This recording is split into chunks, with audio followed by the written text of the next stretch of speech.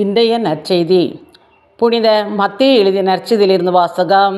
அதிகாரம் 14, இறை வார்த்தைகள் 22 முதல் 36 முடிய. இயேசு கூட்டத்தினரை அவ்விடத்திலிருந்து அனுப்பி கொண்டிருந்தார். அப்பொழுது சீடரையும் உடனே படகேறி தமக்கு முன் அக்கறைக்கு செல்லுமாறு அவர் கட்டாயப்படுத்தினார்.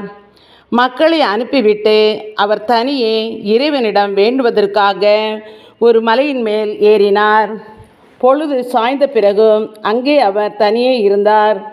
அதற்குள் படகு கரையிலிருந்து நெடுந்தொலைவில் சென்றுவிட்டது. மேலும் எதிர்காற்று அடித்து கொண்டிருந்ததால் அலைகளால் படகு அலைக்கழிக்கப்பட்டது. இரவின் 4ஆம் காவல் வேளையில் இயேசு அவர்களை நோக்கி கடல் மீது நடந்து வந்தார். அவர் கடல் மீது நடப்பதை கண்ட சீடர் கலங்கி ஐயோ பேய் என அச்சத்தினால் அலறினர். உடனே இயேசு அவர்களிடம் பேசினார். துணிவோடு இருங்கள், நான் தான், அஞ்சாதீர்கள் என்றார்.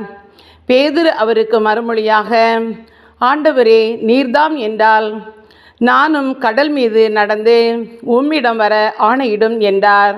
அவர் வா என்றார். பேதுருவும் படகிலிருந்து இறங்கி இயேசுவை நோக்கி கடல் மீது நடந்து சென்றார். அப்பொழுது பெருங்காற்று வீசியதை கண்டு அஞ்சி அவர் மூழ்கும்போது, ஆண்டவரே, என்னை காப்பாற்றும் என்று கத்தினார்.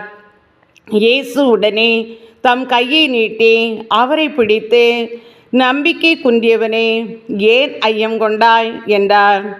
அவர்கள் படகில் ஏறியதும் காற்று அடங்கியது.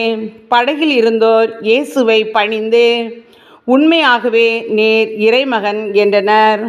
அவர்கள் மறுகரைக்கு சென்று கனசரேத்து பகுதியை அடைந்தார்கள். இயேசுவை யார் என்று அறிந்துணர்ந்த அவ்விடத்து மக்கள் சுற்றுப்புறமெங்கும் ஆள் அனுப்பி எல்லா நோயாளர்களையும் அவரிடம் கொண்டு வந்தனர். அவரது மேலுடையின் ஓரத்தையாவது அவர்கள் தொட அனுமதிக்குமாறு அவரை வேண்டினர். தொட்டவர் யாவரும் நலமடைந்தனர். இது கிறிஸ்துவின் நற்செய்தி. கிறிஸ்துவே